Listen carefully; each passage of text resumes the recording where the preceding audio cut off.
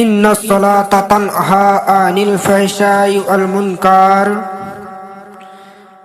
নামাজ নিশ্চয় খারাপ কাজ থেকে বিরত রাখে।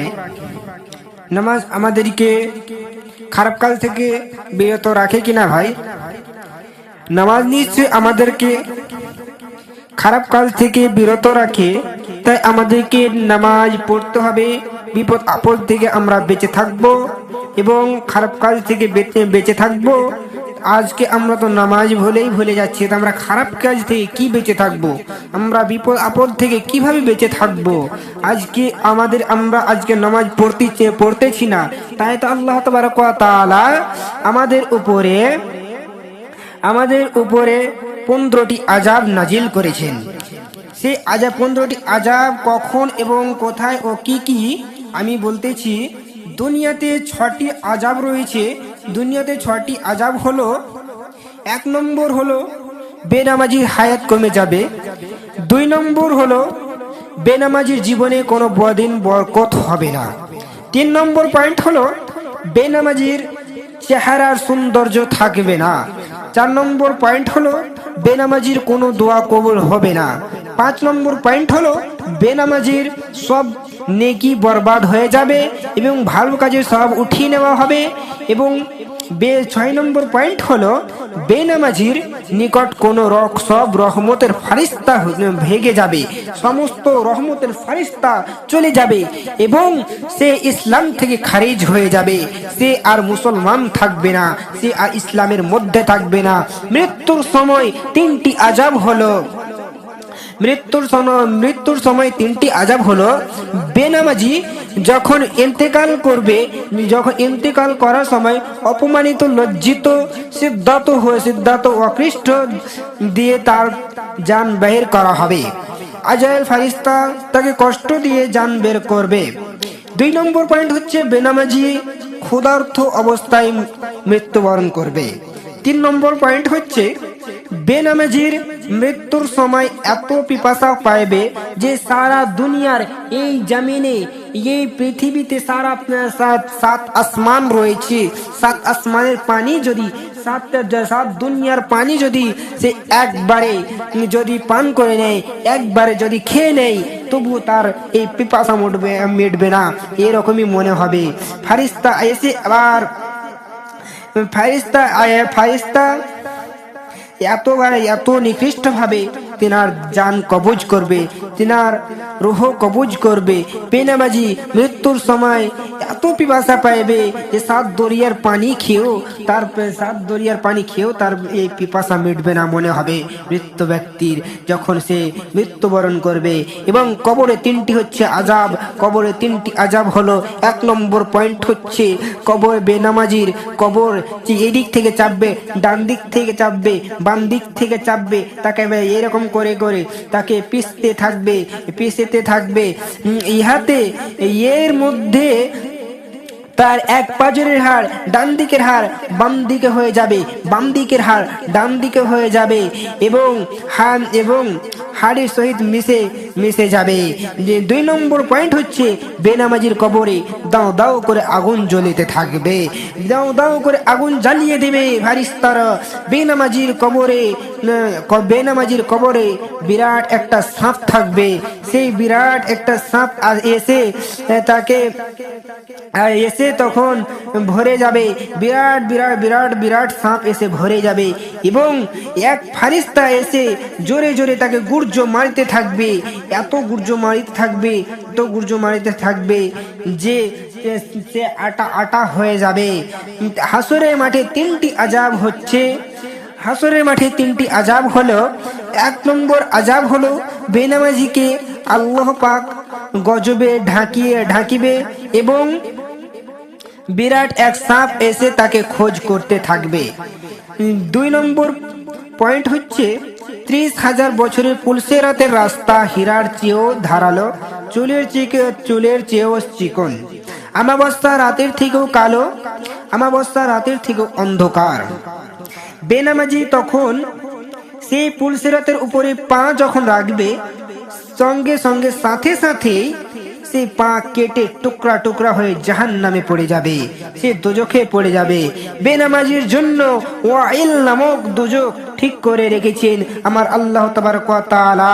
আমার আল্লাহ তাবারক ওয়া তাআলা বেনামাজির জন্য ওয়াইল নামক দোজখ ঠিক করে রেখেছেন। ফারিস্তারা ৭০ গজ জিঞ্জিরে বাঁধিয়া তাকে বহুত আযাব দিবেন, বহুত আযাব দিবেন। কিয়ামতের দিন দোজখে ফেলে আল্লাহ তাবারক ওয়া তাআলা বলবে কিয়ামতের দিন তাকে দোজখে ফেলে দিন। ফারিস্তাদের বলবে যে বেনামাজিকে তুমি জাহান্নামে নিয়ে গিয়ে ফেলে দাও। এবার দুনিয়ার বেনামাজি বাদশাহকে বলা হবে কেন নামাজ পড়ো নাই?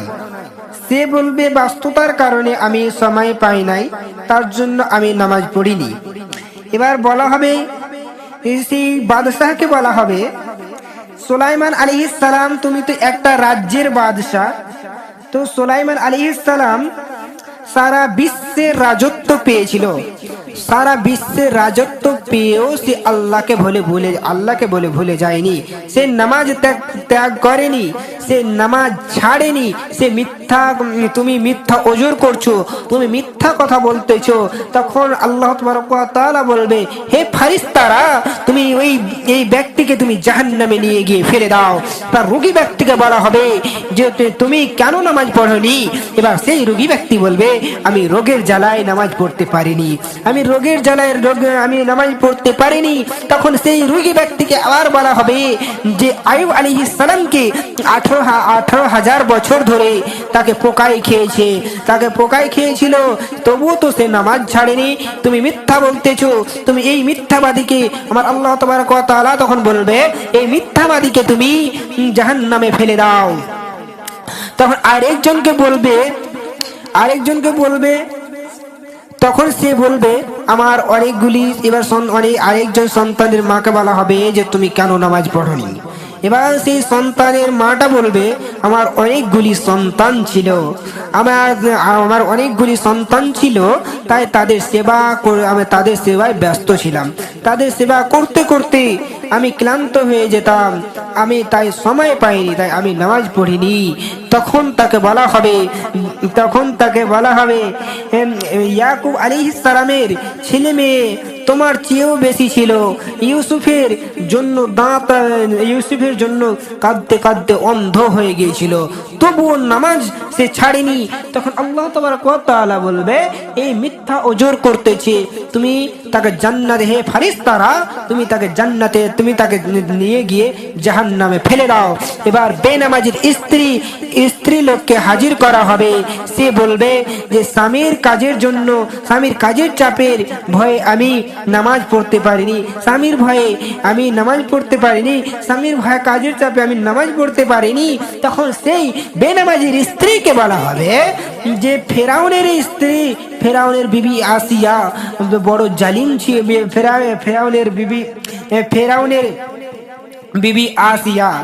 ফেরাউনের বিবি আসিয়ার স্বামী ফেরাউন বড় জালিম ছিল, কাফির ছিল। जैसे जालिम ছিল তোমার স্বামী বড় জালিম, এবার তোমার স্বামী তো বড় জালিম না, তোমার স্বামী তো বড় জালিম ছিল না, তো কিন্তু আসিয়ার স্বামী বড় জালিম ছিল, কাফির ছিল, তবুও সে নামাজ ছাড়েনি। জালিমের বিবি হয়েও সে নামাজ ছাড়েনি, সে জালিমের বিবি হয়েও নামাজ পড়েছে, আল্লাহকে বলে ভুলে যায়নি। তো তুমি কি বলছো? তখন বলতে আছে তুমি মিথ্যা ওজর করতেছো। তখন আল্লাহ তাবারক ওয়া তাআলা বলবে যে হে ফারিস্তারা, তুমি এই ব্যক্তিকে, এই মহিলাকে তুমি জাহান্নামে নিয়ে গিয়ে ফেলে দাও।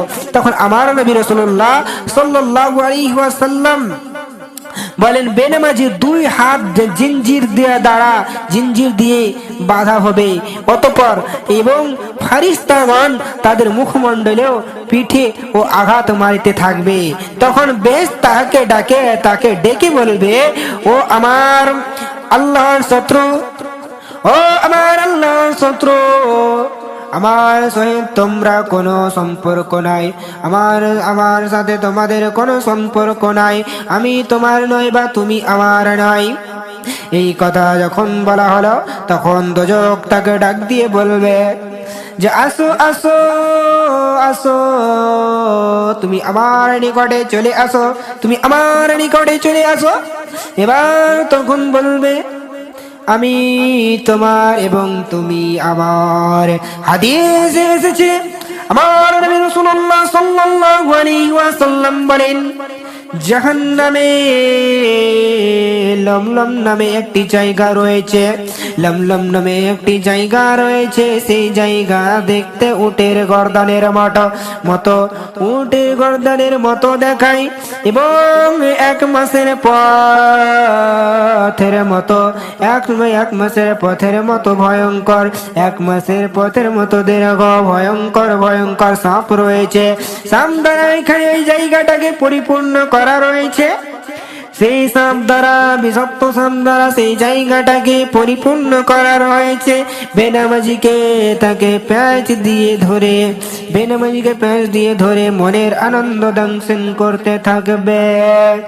তাই বলতেছে প্রিয় মা ও বোনের আমার, ব্রাদার বন্ধু দোস্তগণ আমার, আল্লাহ পাকের কাছে পানাহ চাও আর পিছনের নামাজ কাজা নামাজগুলি আদায় করে নাও। অন্য এক হাদিসে এসেছে হুজুর সাল্লাল্লাহু আলাইহি ওয়াসাল্লাম বলেন, দোজখের মধ্যে জুব্বুল হুজুন নামে একটি বিরাট আকার একটি ময়দান আছে। ওই জায়গাটা শুধু বিচ্ছু দ্বারা পরিপূর্ণ রয়েছে। একটি বিচ্ছু কচ্ছপের মতো উঁচু ও মোটা। বেনামাজিদেরকে দংশন করার জন্যই তাকে সৃষ্টি করা হয়েছে। আমার আল্লাহ তাবারক ওয়া তাআলা বেনামাজিদেরকে দংশন করার জন্য তাকে সৃষ্টি করেছেন। আজকে আমরা নামাজকে ভুলে যাচ্ছি, নামাজ বলে আমরা কিছু মনে করতেছি না, আর তাই আমাদের কঠিন শাস্তির ব্যবস্থা করা হয়েছে। আমরা ফজরের নামাজ তরকায়ে ফজরের নামাজ আমার নবী আপনার নবী তো জাহানের বাদশা নবী সারাতুল কায়নাতের নবী মুহাম্মদ রাসূলুল্লাহ সাল্লাল্লাহু আলাইহি ওয়াসাল্লাম একদিন তিনার বারগাহ মুবারকে বসেছিলেন। বারগাহ মুবারকে বসে থাকতে এক সাহাবী বারগাহ মুবারকে বসেছিলেন, অনেকগুলি সাহাবীও বসেছিলেন। সেখানে অনেকগুলি সাহাবী বসেছিলেন। বসে থাকতে রাসূলুল্লাহ সাল্লাল্লাহু আলাইহি ওয়াসাল্লাম তাদের সামনে হাদিস পেশ করতেছিলেন। হাদিস শোনাচ্ছিলেন, অনেকগুলি হাদিস শোনানোর পরে আবার এক সাহাবী ওখান থেকে উঠে আবার বলতেছে, ইয়া রাসূলুল্লাহ, ইয়া হাবিবাল্লাহ, নবী গো, আপনি যাহা কিছু নসিহত করেছেন, যাহা কিছু হাদিস পড়েছেন, আমি সবগুলি ভুলে গেছি গো হুজুর, আমি কোনো কিছু মনে রাখতে পারিনি, আমি সব কিছু ভুলে গেছি। এবার তখন আমার নবী রাসূলুল্লাহ সাল্লাল্লাহু আলাইহি ওয়াসাল্লাম সেই সাহাবীটিকে বলতেছিলেন, আমার সাহাবী, তুমি যেহেতু সব ভুলে যাচ্ছ, তাহলে তোমার চাদরটা আমাকে দিয়ে দাও, তোমার শরীরের চাদরটা আমাকে দিয়ে দাও। এবার তখন আমার নবী রাসূলুল্লাহ সাল্লাল্লাহু আলাইহি ওয়াসাল্লামকে এবার সেই সাহাবীটি চাদর দিয়ে দিলেন। চাদর দিয়ে দেওয়ার পরে আমার নবী রাসূলুল্লাহ সাল্লাল্লাহু আলাইহি ওয়াসাল্লাম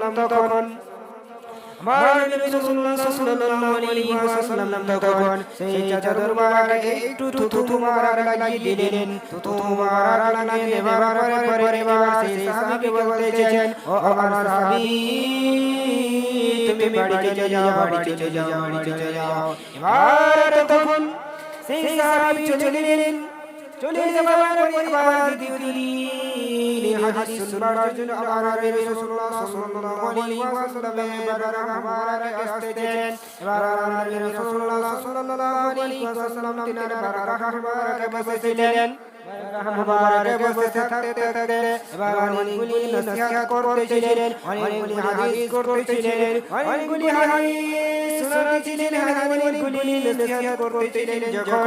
তখন এবার যখন শোনানো হয়ে গেল, হাদিস পেশ করা হয়ে গেল, হাদিস যখন শোনানো হয়ে গেল, নসিহত করা যখন হয়ে গেল, আমার নবী সাল্লাল্লাহু আলাইহি ওয়াসাল্লাম সেই সাহাবীকে জিজ্ঞাসা করে, ও আমার সাহাবী, শোনো, ও আমার সাহাবী, তুমি শোনো, শোনো।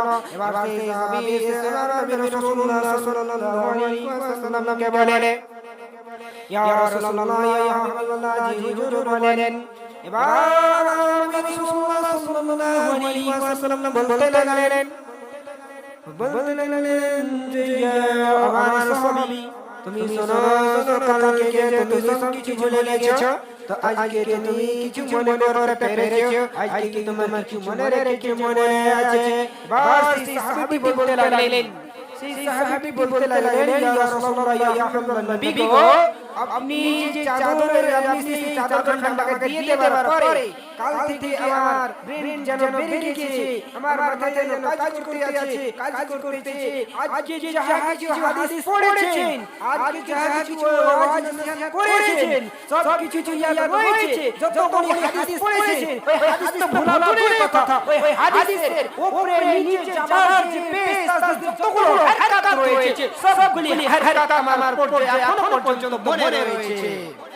জোরে বলবেন না সুবহানাল্লাহ।